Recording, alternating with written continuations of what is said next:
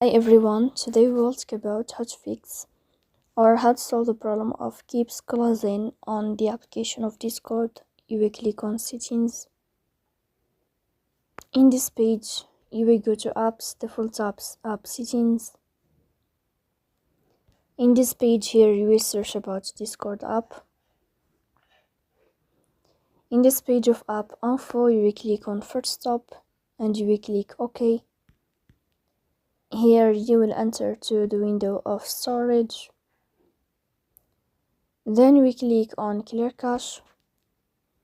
Here you can turn off your Wi-Fi and you can wait a moment to restart your phone again, your Wi-Fi again to fix that problem, or to turn on your Wi-Fi like this. So please don't forget to support us, be like and subscribe.